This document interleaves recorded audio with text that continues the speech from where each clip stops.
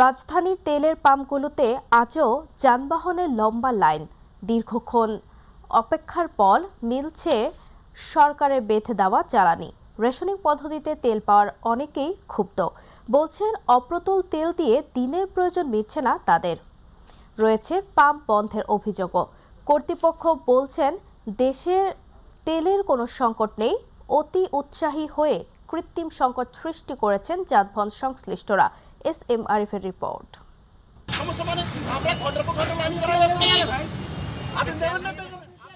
রাজধানীর পরিবাগের মেঘনা filling station. রবিবার সকাল থেকেই জ্বালানি তেল সংগ্রহে যানবাহনের লম্বা লাইন। দীর্ঘক্ষণ অপেক্ষা করে পাওয়া যাচ্ছে তেল। 2-3 ঘন্টা লাইনে কষ্ট হয়ে আছি, তারপরে এই যে মানুষজনের সাথে গন্ডল করতে হচ্ছে, মানে কেউ ভদ্রতা মানতেছে না, ফুট করে ঢুকাই দিচ্ছে। ম্যাডাম রিক্সা দিয়ে অফিসে গেছে, স্যারে রিক্সা দিয়ে অফিসে গেছে। নীলক্ষেতে 2টা পাম্পে তেল নাই, মানে ওরা পাম্প বন্ধ কত 3 দিন ধরে। অভিযোগের সত্যতা মিলল পাশের পাম্পেই। জ্বালানি না থাকার বিষয়টি বোর্ডেই টাঙিয়ে দিয়েছে কর্তৃপক্ষ। শুক্রবার রাত্রে 3টা সাড়ে 3টা পর্যন্ত বিক্রি করছে। অতিরিক্ত সেলের কারণে আমাদের বিক্রি হয় 4,000, 4,500, 5,000, ভেজাল বিচে 16,000, 17,000। নিজেরাই সংকট তৈরি করতেছে, এটা আমি তাই বলবো। এবং তারা বাসার ভিতরে নিয়ে খাটের নিচে রাখতেছে। যেসব পাম্পে মিলছে তেল, সেগুলোতে দেয়া হচ্ছে সরকার বেঁধে দেয়া রেশনিং পদ্ধতিতে, যা প্রয়োজনের তুলনায় অপ্রতুল বলছেন চালকরা। বিশেষ করে রাইড শেয়ার করে যাদের জীবিকা চলে, তারা পড়েছেন বেশি বিপাকে। 2 ঘন্টা লস করলাম, এই 2 ঘন্টা কি আমাদের ইনকাম হতো না? গাড়ি চালানোর বাদ দেখে তেল নিতে এলো। তেল দিতে চাইলে 10 লিটার করে, যাইতে আইতেই তো অবস্থা খারাপ হয়ে যায়, যে জ্যামজট বাইজে যায়। আসলে জানি না এই ভুক্তভোগীটা কতদিন আমাদের এই সমস্যাটা পোহাতে হবে। ভয় লাগতেছে যদি 1 সপ্তাহ এরকম স্থায়ী হয়, তাহলে দেশ অচল হয়ে যাবে। পাম্প কর্তৃপক্ষ বলছেন জ্বালানি তেলের কোনো সংকট নেই। সরকার নির্ধারিত পরিমাণে প্রতিটি যানবাহনে তেল সরবরাহ করছেন তারা। মানুষ একটু প্যানিক হয়েছে, মানুষের প্যানিক না হলেই আমরা ওই 2-3 দিন আগে থেকে তারা দেখতেছিলাম যে তারা 2 লিটার লাগে, যেই বাইকাররা যারা ভাইরা আমাদের 3 লিটার 5 লিটার লাগে, তারা 15-20 লিটার তেল নিয়েছে। এটা তো দরকার নাই, তাদেরকে একটু মেসেজটা দেন যে ভাই প্যানিক হওয়ার কিছু নাই, তেল তো আছে সরকারের কাছে, আপনারা নিতে পারবেন, খামাখা মানুষকে কষ্ট দেওয়ার কি দরকার। এদিকে মধ্যপ্রাচ্যে যুদ্ধের উত্তেজনার মধ্যে চট্টগ্রাম বন্দরে এসে পৌঁছেছে জ্বালানিবাহী 8টি জাহাজ। জাহাজগুলো গত 28 ফেব্রুয়ারির আগেই হরমুজ প্রণালী অতিক্রম করে। এস.এম. আরিফ, মাই টিভি, ঢাকা। দর্শক, এই মুহূর্তে ফরিদপুর থেকে পেট্রোল পাম্পগুলোর খবর জানাতে যুক্ত হচ্ছেন সহকর্মী শফিকুল ইসলাম জনি। জনি, ফরিদপুরে ফিলিং স্টেশনগুলোতে গ্রাহকদের কেমন পরিস্থিতি দেখছেন আমাদের জানাবেন।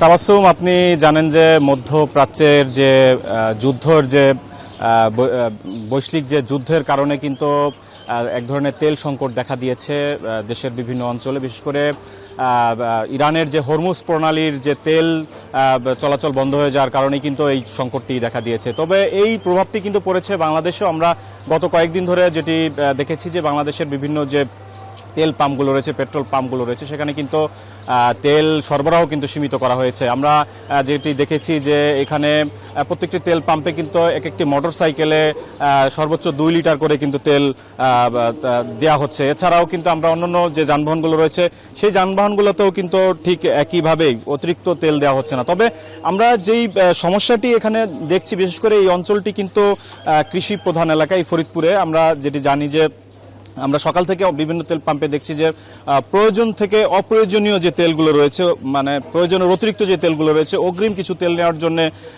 বিভিন্ন যারা কৃষি কাজের সাথে জড়িত তারা কিন্তু এখানে আসছেন এবং তারা কিন্তু অতিরিক্ত তেল নিচ্ছেন। আমি যদি একটু কথা বলি এখানকার একজন পাম্পের একজন কর্মচারীর সঙ্গে, আমি যদি একটু আপনার কাছে জানতে চাই আসলে এখানে তেলের কি কোনো সংকট রয়েছে কিনা এবং কি অবস্থা, আপনারা সঠিকভাবে তেল দিচ্ছেন কিনা? কি প্রয়োজন মতো তেল দেওয়া গেছে, বিগত কয়েকদিন যাবত প্রয়োজন তেলটা দিতে আমরা হিমশিম খাচ্ছি।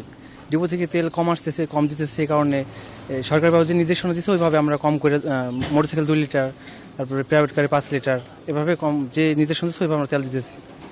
এখনও ঠিকঠাকভাবে পাইতেছি না, তা যদি সব ঠিকঠাক হয় আবার যেমন যার প্রয়োজন সেভাবে আমরা দেবো। তাবাসসুম, শুনছিলেন যে মূলত ফরিদপুরেও কিন্তু সারা দেশের ন্যায় তেলের সংকট রয়েছে। তবে পাম্প কর্তৃপক্ষ যেটি বলছেন যে মূলত অনেকেই যাদের প্রয়োজনের থেকেও যারা অধিক তেল নিচ্ছেন, বিশেষ করে অপ্রয়োজনীয় যে তারা তেল নিচ্ছেন, গাড়িতে তেল আছে অথচ তারপরেও তারা অতিরিক্ত করে তেল নিচ্ছেন। এর কারণে কিন্তু একটি হিমশিম খেতে হচ্ছে ফরিদপুরের তেলের যারা পাম্পের যারা ব্যবসায়ী রয়েছে তারা। তো এই ছিল আমার কাছে ফরিদপুর থেকে তেলের পাম্পের সর্বশেষ খবর। তাবাসসুম। জনি, আপনাকে ধন্যবাদ। নারীদের মূলধারার বাইরে রেখে দেশের উন্নয়ন সম্ভব নয় বলে মন্তব্য করেছেন রাষ্ট্রপতি মোহাম্মদ শাহাবুদ্দিন। সকালে রাজধানীর ওসমানী স্মৃতি মিলনায়তনে আন্তর্জাতিক নারী দিবসের অনুষ্ঠানে তিনি এসব কথা বলেন। এ সময় বিশেষ অতিথি হিসেবে যোগ দিয়ে প্রধানমন্ত্রী তারেক রহমানের স্ত্রী ডক্টর জোবাইদা রহমান বলেন, নারী যখন এগিয়ে যায় জাতিও এগিয়ে যায়। অনুষ্ঠানে বিএনপির প্রয়াত চেয়ারপারসন খালেদা জিয়া সহ 6 নারীকে শ্রেষ্ঠ অদম্য নারী সম্মাননা দেওয়া হয়। হাসান বিশ্বাসের ক্যামেরায় আতিকুর রহমান তিতাসের রিপোর্ট। রাজধানীর ওসমানী স্মৃতি মিলনায়তনে আন্তর্জাতিক নারী দিবস উপলক্ষে মহিলা ও শিশু বিষয়ক মন্ত্রণালয় আয়োজিত অনুষ্ঠানে যোগ দেন রাষ্ট্রপতি মোহাম্মদ শাহাবুদ্দিন। অনুষ্ঠানে বিএনপির প্রয়াত চেয়ারপারসন খালেদা জিয়া সহ 6 নারীকে শ্রেষ্ঠ অদম্য নারী সম্মাননা দেওয়া হয়। খালেদা জিয়ার পক্ষে এ সম্মাননা গ্রহণ করেন তার নাতনি ব্যারিস্টার জাইমা রহমান। এছাড়া বিভিন্ন ক্ষেত্রে অবদানের জন্য আরও 5 জন নারীকে সম্মাননা দেওয়া হয়। অনুষ্ঠানে বিশেষ অতিথি হিসেবে উপস্থিত ছিলেন প্রধানমন্ত্রী তারেক রহমানের স্ত্রী ডক্টর জোবাইদা রহমান। তিনি বলেন, বাংলাদেশে নারীর ভবিষ্যৎ হবে নিরাপদ, মর্যাদাবান ও সম্ভাবনাময়। বাংলাদেশও এমন একটি দেশ হবে যেখানে প্রতিটি নারী ও কন্যা শিশু নিরাপদ, মর্যাদাবান এবং সম্ভাবনাময় উজ্জ্বল ভবিষ্যতের অধিকারী হবে। ডক্টর জুবাইদা রহমান বলেন, সাবেক 3 বারের প্রধানমন্ত্রী মরহুমা বেগম খালেদা জিয়ার নারী শক্তি ছিল তার দৃঢ়তায়, আর নেতৃত্বের শক্তি ছিল সাহসে। তার জীবন গুরুত্বপূর্ণ শিক্ষা দেয়। নারীর শক্তি তার দৃঢ়তায়, আর নেতৃত্বের শক্তি তার সাহসে। পরে প্রধান অতিথির বক্তব্যে রাষ্ট্রপতি মোহাম্মদ শাহাবুদ্দিন বলেন, নারীদের মূলধারার বাইরে রেখে দেশের উন্নয়ন সম্ভব নয়। বাংলাদেশের জনসংখ্যার অর্ধেকের বেশি নারী। এ বিশাল নারী শক্তিকে রাষ্ট্র ও সমাজের মূল ধারা থেকে দূরে রেখে জাতীয় অগ্রগতি ও সমৃদ্ধি কখনোই সম্ভব নয়। স্নাতকোত্তর পর্যন্ত মেয়েদের বিনামূল্যে শিক্ষা ও 10 মার্চ থেকে শুরু হওয়া ফ্যামিলি কার্ড প্রদান কর্মসূচি সরকারের যুগান্তকারী পদক্ষেপ বলেও মন্তব্য করেন রাষ্ট্রপতি। বর্তমান সরকারও নারী শিক্ষার প্রসারে গুরুত্ব দিচ্ছে। স্নাতকোত্তর পর্যায় পর্যন্ত মেয়েদের জন্য অবৈতনিক শিক্ষার সুযোগ চালুর পরিকল্পনা নিয়েছে সরকার। একই সঙ্গে অর্থনৈতিকভাবে পিছিয়ে পড়া নারীদের ক্ষমতায়নের লক্ষ্যে সরকার ফ্যামিলি কার্ড কর্মসূচি গ্রহণ করেছে। আতিকুর রহমান তিতাস, মাই টিভি। নির্দেশনামূলক বক্তব্য। সরকারের অনুদানে গুম হওয়া ব্যক্তিদের নিয়ে নির্মিত চলচ্চিত্র মায়ের ডাক এর উদ্বোধনী অনুষ্ঠানে কথা বলেন তিনি। এ সময় মির্জা ফখরুল আরও বলেন, বিদেশে থেকে ফ্যাসিস্ট হাসিনা এখনও আমাদের এই দেশকে অস্থিতিশীল করে তোলার জন্য ষড়যন্ত্র করে যাচ্ছেন।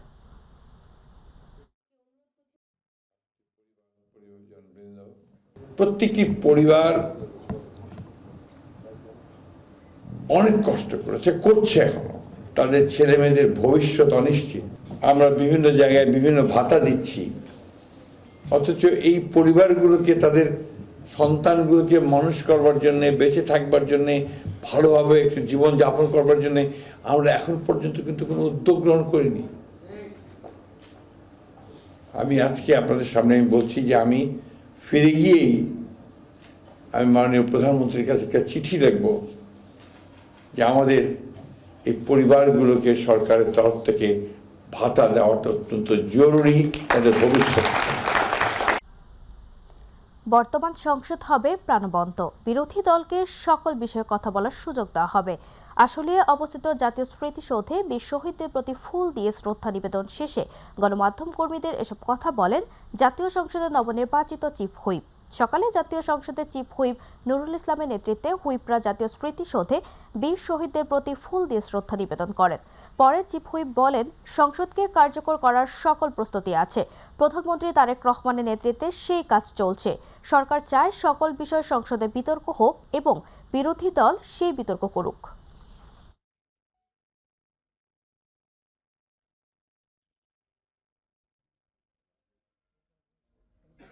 সকল বিগত দিনে যত অর্ডিন্যান্স হয় একটা সংসদ চলাকালীন, মানে বন্ধতা থাকাকালীন সময় সকল অর্ডিন্যান্স লেআউট হয় সেই দিন এই সংসদের প্রথম অধিবেশনে।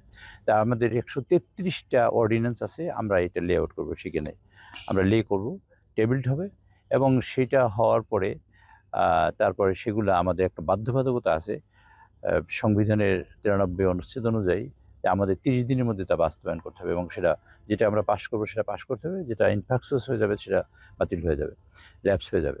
সেই হিসেবে আমাদের অনেক কাজ থাকবে এই সংসদে 133টা অর্ডিন্যান্স নিয়ে। কাজে এই কাজ সেগুলো সবই প্রথম অধিবেশনেই সেগুলা টেবিলড হবে। জাতীয় নাগরিক পার্টি এনসিপির সহযোগী সংগঠন হিসেবে আত্মপ্রকাশ করেছে জাতীয় নারী শক্তি। ঢাকা রিপোর্টার্স ইউনিটি মিলনায়তনে এই আত্মপ্রকাশ অনুষ্ঠানের আয়োজন করা হয়। অনুষ্ঠানে উপস্থিত ছিলেন বিরোধী দলীয় চিফ হুইপ ও এনসিপির আহ্বায়ক নাহিদ ইসলাম। তিনি বলেন, সারা দেশের জুলাইয়ের যেসব নারী কণ্ঠস্বর হারিয়ে গিয়েছে আমরা তাদের খুঁজে বের করার চেষ্টা করব। এনসিপির সহযোগী সংগঠন হলেও জাতীয় নারী শক্তি স্বাধীনভাবে কাজ করবে বলে জানান নাহিদ ইসলাম। বলেন, বৈষম্যহীন নারী অধিকার মর্যাদা আদায়ে কাজ করবে সংগঠনটি। এ সময় চলমান রাজনৈতিক সহিংসতা বন্ধে সরকারকে উদ্যোগ নেওয়ার আহ্বান জানান বিরোধী দলীয় চিফ হুইপ।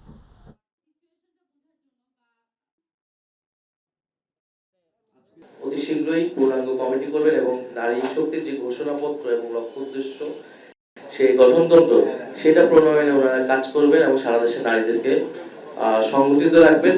আমরা জাতীয় নারী শক্তির জন্য শুভেচ্ছা রাখছি। জাতীয় নারী শক্তি যাতে বাংলাদেশে নারীদের পক্ষে একটা শক্ত অবস্থান, শক্ত লড়াই তৈরি করতে এবং নারীদের বিশেষত কারেন্ট ইস্যুগুলো যেগুলো আছে সাইবার বুলিং এবং নারী বিরুদ্ধে সহিংসতা, এটার প্রতিরোধে তারা যাতে একটা দৃঢ় অবস্থান রাখতে পারে। আমাদের মা বোনরা যারা জুলাই গণঅভ্যুত্থান এই নির্বাচনে অংশগ্রহণ করেছিল তাদের পাশে দাঁড়ানো, তাদের পক্ষে কথা বলা, তাদের নিরাপত্তা নিশ্চিত করা, এটা আমাদের প্রত্যেকেরই দায়িত্ব। কেউ জবাবদিহিতার ঊর্ধ্বে নয় জানিয়ে টিআইবি নির্বাহী পরিচালক ডক্টর ইফতেখারুজ্জামান বলেন, অন্তর্বর্তী সরকারের কোনো কাজে স্বচ্ছতার অভাব পাওয়া গেলে অবশ্যই তা নিয়ে টিআইবি কথা বলবে। তথ্য অধিকার ফোরাম আয়োজিত অনতিবিলম্বে তথ্য কমিশন গঠন এবং তথ্য অধিকার আইন 2009-এর প্রয়োজনীয় সংশোধন শীর্ষক সংবাদ সম্মেলনে তিনি বলেন, বর্তমান সরকার প্রধান উপদেষ্টার কার্যালয়ের অনেক সিদ্ধান্ত ওয়েবসাইট থেকে সরিয়ে ফেলেছে, যা অনৈতিক। অন্তর্বর্তী সরকারের শাসনামলে শাসন ব্যবস্থায় স্বচ্ছতার ঘাটতি ছিল অভিযোগ করে টিআইবির নির্বাহী পরিচালক বলেন, গত 1.5 বছরে তথ্য কমিশনকে প্রতিষ্ঠিত হতে দেয়নি অন্তর্বর্তী সরকার।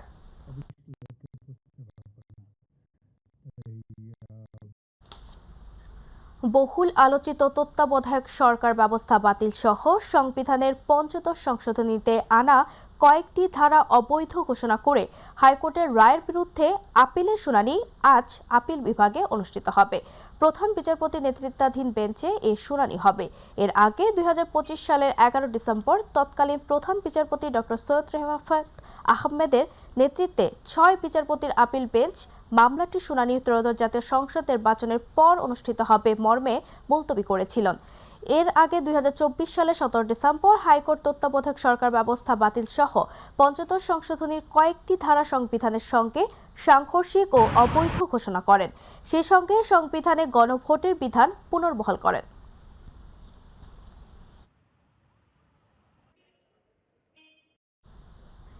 ত্রয়োদশ জাতীয় সংসদ নির্বাচনে কারচুপির অভিযোগের মামলার পরিপ্রেক্ষিতে ঢাকা 4 ও ঢাকা 16 আসনের ব্যালট পেপার, রেজাল্ট শিট ও অন্যান্য নির্বাচনী সরঞ্জামাদি নির্বাচন কমিশনের হেফাজতে নেওয়ার নির্দেশ দিয়েছেন হাইকোর্ট। একই সঙ্গে ওই আসনের বিজয়ী প্রার্থীদের নোটিশ ইস্যু করা হয়েছে। মামলার পরবর্তী শুনানির জন্য আগামী 8 জুন দিন ধার্য করেছেন আদালত। আজ কারচুপির অভিযোগের মামলাটি শুনানির জন্য গ্রহণ করে বিচারপতি মোহাম্মদ জাকির হোসেনের একক হাইকোর্ট বেঞ্চ এ আদেশ দেন। এর আগে ত্রয়োদশ জাতীয় সংসদ নির্বাচনে কারচুপির অভিযোগ এনে হাইকোর্টের নির্বাচনী ট্রাইব্যুনালে মামলা করেন ঢাকা 4 আসনের বিএনপির প্রার্থী তানভীর আহমেদ রবিন এবং ঢাকা 6 আসনের বিএনপির প্রার্থী প্রতিমন্ত্রী আমিনুল হক। তারা আবেদনে ভোট পুনর্গণনার দাবি জানান।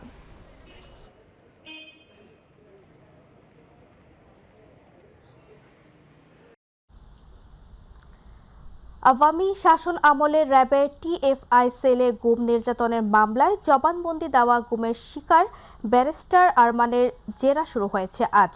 জেরা করছেন আসামিপক্ষের আইনজীবী আমিনুল গনি টিটু। গত 21 জানুয়ারি ট্রাইব্যুনালে প্রসিকিউশনের প্রথম সাক্ষী হিসেবে জবানবন্দি দেন ব্যারিস্টার আরমান।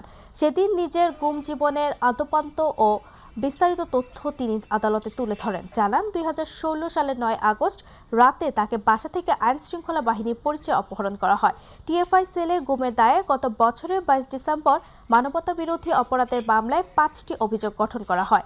সেদিন অভিযোগ গঠনের মধ্য দিয়ে এই মামলার আনুষ্ঠানিকভাবে বিচার শুরু হয়। জুলাই আন্দোলনে কুষ্টিয়ার 6 জনকে হত্যা সহ 3 অভিযোগে আওয়ামী লীগ নেতা মাহবুবুল আলম হানিফ সহ 4 আসামির বিরুদ্ধে পরবর্তী সাক্ষ্য গ্রহণ 10 মার্চ ধার্য করেছেন ট্রাইব্যুনাল।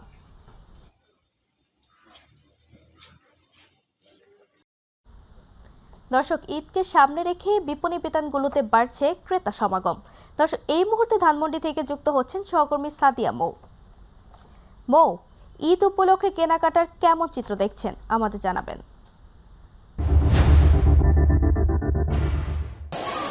ধন্যবাদ তাবাসসুম। আপনি যেমনটি জানতে চাচ্ছিলেন ঈদ সামনে উপলক্ষে এবং সম্ভাব্য যে ডেট আমরা পেয়েছি তারিখটা, সেটা হচ্ছে 23শে মার্চ ঈদ ঘটবে এবং এই উপলক্ষে মানুষের কেনাকাটার ভিড় কিন্তু প্রচুর বেড়েছে এবং আমি আমার মাই টিভির দর্শকদের ক্যামেরার মাধ্যমে দেখাতে চাচ্ছি। আমি বর্তমানে আছি ধানমন্ডির সীমান্ত স্কয়ারে। এখানে কিন্তু দুপুর 2টার পর থেকে প্রচুর মানুষের ভিড় বেড়েছে এবং কালেকশনের ব্যাপারে আমরা যেটা জানতে পেরেছি, এবার কিন্তু পাকিস্তানি যে ড্রেসটা আছে এটা পছন্দের তালিকায়, এবার নারীদের পছন্দের তালিকায় পাকিস্তানি ড্রেস রয়েছে এবং আমরা বিভিন্ন দোকান ঘুরে জানতে চেয়েছি এবার ঈদ উপলক্ষে কি তারা দাম বাড়িয়েছে নাকি রিজনেবল যে দামটা আগে ছিল সেটাই রেখেছে। এবং অনেক ক্রেতা যেটা বলছে যে এবার আসলে অন্যান্য ঈদের মতো ভিড় একটু কম থাকার জন্য তারা কোনো ধরনের কোনো দাম কিন্তু তারা বাড়ায়নি। এবং আমরা যেটা দেখতে পাচ্ছি, অনেক ক্রেতাদের সাথে আমরা কথা বলে জানতে পেরেছি তারা যেটা বলেছেন যে ঈদ কালেকশন এটা কিন্তু প্রথম রোজায় তেমনটা আসে না, 15 রোজার পর থেকেই কালেকশন আসে এবং সেই ধারা থেকেই কিন্তু তারা 15 রোজার পর এই শপিং মলে আসা শুরু করেছে এবং আপনি নিশ্চয়ই তাবাসসুম দেখতে পাচ্ছেন প্রচুর ভিড় কিন্তু রয়েছে। এবং আমরা একজন ক্রেতার সাথে একটু কথা বলে জানতে চাচ্ছি যে উনি আসলে কি দেখতে এসেছেন এবং ওর কোন কালেকশন এবার উনি পছন্দ করছেন। এক্সকিউজ মি আপু, আপনি তো জানতে চাচ্ছিলাম আপনি কোন কালেকশন কথা বলতে, আচ্ছা উনি কথা বলতে চাচ্ছে, একটু জানতে চাচ্ছিলাম যে আপনি কোন কালেকশন এবার নিজের জন্য কিনতে চাচ্ছেন এবং মার্কেট ঘুরে কি দেখলেন, দাম কি ঠিক আছে নাকি বাড়ানো হয়েছে? Family problem. আচ্ছা আচ্ছা, উনি যেটা বলতে চাচ্ছেন দাম ওভাবে বাড়েনি এবং আমরা এর পাশাপাশি দেখতে পাচ্ছি শুধুমাত্র 3 পিস কিন্তু নয় তাবাসসুম, আমরা কিন্তু এখানে এসেছি এবং এখানে যে ঘড়ির দোকান রয়েছে এবং ব্যাগের দোকান রয়েছে এবং বাচ্চাদের যে শপিং সবগুলোতে কিন্তু প্রচুর ভিড় দেখতে পাচ্ছি। এবার আমরা একটু যেতে চাচ্ছি একজন ভাইয়ার কাছে জিজ্ঞাসা করতে যে উনি হচ্ছে ঘড়ির কালেকশন দেখতে এসেছেন। ঘড়ির কালেকশনটা উনি ঈদ উপলক্ষে দেখা যায় ছেলেদের তো পাঞ্জাবি কেনা থাকে এবং জুতা কেনা থাকে, এর পাশাপাশি উনি ঘড়ি কিনতে এসেছেন। আমি একটু ওনার কাছে জিজ্ঞাসা করতে চাচ্ছি যে উনি ঈদ উপলক্ষে সবাই তো দেখা যায় পাঞ্জাবি কিনে থাকেন, আপনি এবার ঈদের নিজের জন্য কি কিনতে চাচ্ছেন? আসসালামু আলাইকুম, আর থ্যাংক ইউ আপনাকে। সাডেনলি এরকম একটা সুন্দর কী বলে ইন্টারভিউ টাইপের, যেটা হচ্ছে যে ঘড়িটা আসলে ছেলেদের জন্য একটা পছন্দের বিষয়। আর ঈদে যেটা হচ্ছে আগে আমরা যেটা হতো যে সব পরিবারের জন্যই পরিবার আমাদের দিত, এখন হয়ে গেছে সব উল্টো, মানে বয়সের সাথে সাথে। কিন্তু আমার জন্য ঘড়িটা মোটামুটি ঈদ কালেকশনে এবার জামা ড্রেসের সাথে সাথে আপনি ঘড়ি এবার কিনছেন। ঘড়িটা তো অবশ্যই প্রয়োজন ছেলেদের জন্য, আর এর পাশাপাশি জুতো এবং শার্ট অ্যান্ড ফর্মাল, এটা অবশ্যই। আর এখানে আমি আসি regular for best watches and মার্কেটে এখন প্রাইজিংটা ঘড়ির মার্কেট ওকে, বাট স্বাভাবিক ঈদের এখন সিজন তো এখন একটু ওকে। আচ্ছা, আমরা যেটা জানতে পাচ্ছি যে এবার কিন্তু দাম পোশাকের ক্ষেত্রেও বাড়েনি এবং আমি এখন যে ঘড়ির দোকানে ছিলাম, একদম ব্র্যান্ডের একটা দোকানে ছিলাম, সেখানেও কিন্তু দামটি বাড়েনি। একজন আপুর কাছে আর একটু জানতে চাচ্ছিলাম যে আপু এবার যে কালেকশনটা দেখেছেন, কালেকশন কি এক্সক্লুসিভ কালেকশন আছে কিনা? হ্যাঁ আছে, আমি অলমোস্ট কোন ধরনের কালেকশন একটু বেশি দেখছেন এবার? পাকিস্তানি ড্রেসগুলোই আমরা দেখি most of the time. And দাম কি ওভারপ্রাইস মনে হচ্ছে নাকি হাতে নাড়িয়ে আপনার কাছে কি মনে হচ্ছে? দাম তো ঈদ আসলেই হচ্ছে অলওয়েজ বাড়ায় ফেলে, কিছু যেটা ইউজুয়ালি যেটা দিয়ে কেনা হয় তার চেয়ে বেশি অনেক বেশি হয়ে যায়। সো ওই অনুযায়ী ওরকমভাবেই হয়, প্রত্যেকবার যেরকম হয়, কিছু প্রাইস হাইক হয় ওটাই। হ্যাঁ তাবাসসুম, যেটি শুনতে পাচ্ছিলেন উনি যেটা বললেন যে ঈদ আসলেই যে দাম বাড়ানো যে প্রবণতাটা থাকে ওটা কিছুটা হয়তোবা বেড়েছে, তবে অতিরিক্ত যেই আমরা যে চড়া একটি দাম শুনি ওইটা কিন্তু আমরা শুনিনি। তো তাবাসসুম, এই ছিল মোটামুটি আমার কাছ থেকে ধানমন্ডি সীমান্ত স্কয়ার থেকে ঈদের ভিড়, যে ভিড় আছে এই ভিড়ের মাঝখানে মানুষদের কথা এবং কালেকশন এবং দাম সবকিছু মিলে সার্বিক পরিস্থিতি। তাবাসসুম, মৌ, আপনাকে ধন্যবাদ।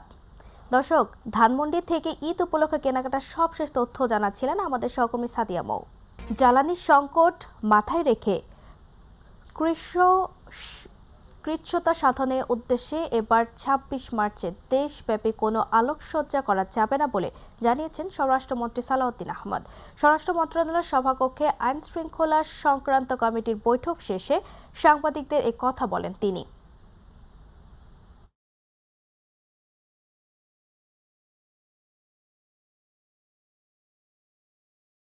গার্মেন্টস অ্যাসোসিয়েশনের বিজেএমইএ নেতৃবৃন্দ এসেছিলেন, বিটিএমইএ, বিকেএমইএ, তাদের সবার সাথে কথা হয়েছে। তারাও খুব আন্তরিক, যাতে উইথ এ ফিউ এক্সেপশন সব ক্ষেত্রেই তারা আশা করছেন যে সব কিছুই তারা ঈদের আগে বেতন ভাতা বোনাস ইত্যাদি পরিশোধ করতে পারবেন। সরকারের সহযোগিতা থাকবে, ব্যাংকিং সেক্টরের সহযোগিতা থাকবে।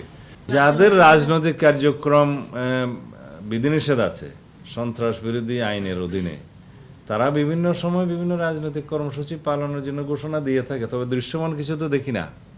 দুই একটা এরকম বিচ্ছিন্ন ঘটনা হলে সেটা পুলিশ অ্যাড্রেস করবে।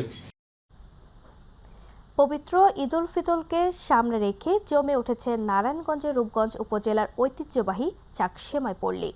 দিনরাত পরিশ্রম করে কারিগররা তৈরি করছেন সুস্বাদু চাকসেমাই, যা এখন স্থানীয় বাজার ছাড়িয়ে বিভিন্ন জেলায় যাচ্ছে। ঈদ এলেই রূপগঞ্জের বিভিন্ন গ্রামে শুরু হয় চাকসেমাই তৈরির ধুম। প্রতিনিধি মকবুল হোসেনের তথ্যচিত্রে তামান্না সাদিকার রিপোর্ট। বিগত সরকারের সময় নানা দিক থেকে অবহেলিত ছিল ব্রাহ্মণবাড়িয়া, এমন অভিযোগ স্থানীয়দের। এখনও অনেক এলাকায় সরাসরি যাতায়াত নেই সরকারি বিশ্ববিদ্যালয় বা মেডিকেল কলেজ। নতুন ট্রেন স্টপেজের দাবিও অপূর্ণ। ত্রয়োদশ সংসদ নির্বাচনে নাসিরনগরে প্রথমবার জিতেছে বিএনপি। বিজয়ী এম.এ. হান্নান, সরাইলে স্বতন্ত্র রুমিন ফারহানা এবং সদর বিজয়নগরে বিএনপির খালেদ হোসেন মাহবুব শ্যামল জয়ী হয়েছেন। অন্যান্য আসনগুলোতেও বিএনপি ও জোটের প্রার্থীরা জয় পেয়েছেন। উন্নয়নে তাদের সক্রিয় ভূমিকার প্রত্যাশা করছে স্থানীয়রা। নান্দনিকভাবে যে সেজে ওঠা, সেই সেজে ওঠাটা এখনো হয়নি। আমরা প্রত্যাশা করব নান্দনিক ব্রাহ্মণবাড়িয়া, সুন্দর ব্রাহ্মণবাড়িয়া যেন হয়। ব্রাহ্মণবাড়িয়া থেকে ঢাকার দূরত্ব যেহেতু কম, আন্তনগর ট্রেনগুলো যদি ব্রাহ্মণবাড়িয়া থামানো যায়, আমরা ব্রাহ্মণবাড়িয়াবাসী অনেক উপকৃত হব। এমপি মহোদয়ের কাছে আমাদের আকুল আবেদন, আমাদের স্বাস্থ্য খাতে যেন তোরা একটু নজর দেন। শ্যামল বলেন, ব্রাহ্মণবাড়িয়াবাসীর আমার প্রতি প্রত্যাশা অনেক। উন্নত সদর ও বিজয়নগর যেন গড়তে পারি, সে ব্যাপারে চেষ্টা চালিয়ে যাব। ব্রাহ্মণবাড়িয়াবাসী গণতন্ত্র বলি, ভোটের অধিকার বলি কিংবা উন্নয়ন বলি, সবগুলো থেকে বঞ্চিত ছিল, যে কারণে এম.এ. হান্নান বলেন, দলমত নির্বিশেষে যে স্বপ্ন ও আস্থা নিয়ে মানুষ আমাকে ভোট দিয়েছে, সেই স্বপ্ন পূরণে আমি সর্বোচ্চ চেষ্টা করব। বর্তমান প্রধানমন্ত্রী তারেক রহমান যেভাবে শুভ সূচনা করেছেন, প্রধানমন্ত্রী আপনারা দেখেছেন, ইনশাল্লাহ উনি বাংলাদেশের উন্নয়ন করবে। আর আমরা এই উপজেলা থেকে নির্বাচিত সংসদ সদস্য হিসেবে আমরাও আমাদের উপজেলার মানুষের উন্নয়ন করার জন্য রাত দিন পরিশ্রম করে যা যা করার আমরা করব। নবনির্বাচিত সংসদ সদস্যরা ব্রাহ্মণবাড়িয়া উন্নয়নে গুরুত্বপূর্ণ ভূমিকা রাখবেন, এমনটাই প্রত্যাশা সকলের। তামান্না সাদিকা, মাই টিভি।